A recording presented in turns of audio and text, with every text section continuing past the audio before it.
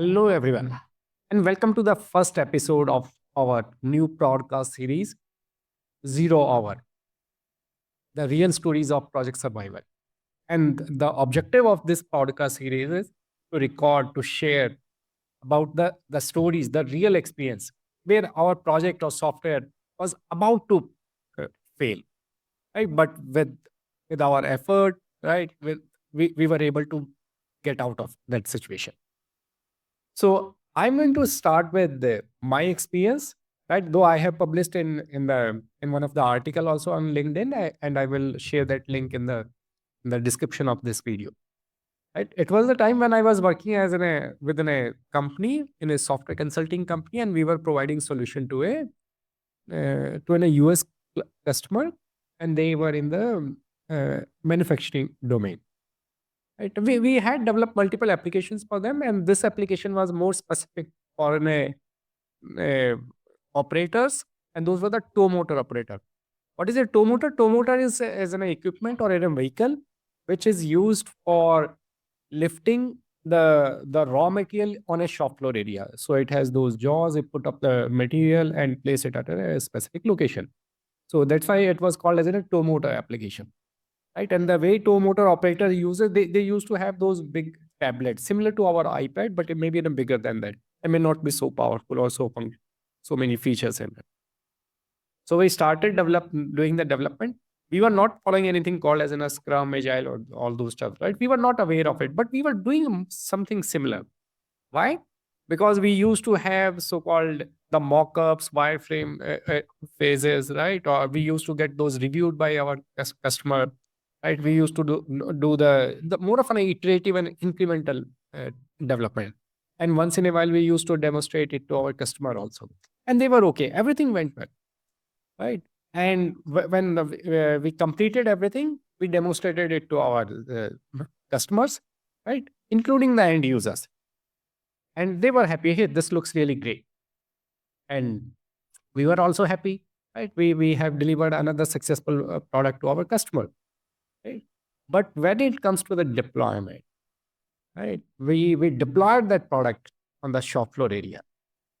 At that time, there was a crisis, and the crisis was the application was not working, right? And we were not sure that why it is not working. Everything is going well. We were looking at our logs and other stuff, but there's nothing was there, right? So it was not working. And then we said that, hey, let's see what is happening. And then we spoke to, we used some, what you say, the more logging frame thing. And we were trying to check out, hey, what the operators are doing because of which our application is not working. And surprisingly, they were doing everything okay, but nothing is happening in the application. And the reason was they were while working on a shop floor area, the as for a safety measure, the operators were using gloves, right? And when they were using gloves, that the app on that iPad or the Tomoter, right? Those are a touch-based application. And since they were using gloves, the buttons we used on those screen were not large enough.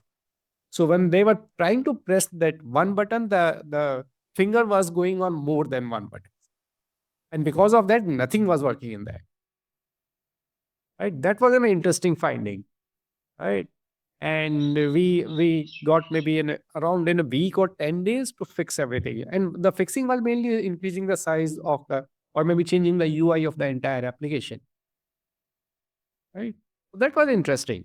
And if you ask me what was our learning out of it, I think couple of things.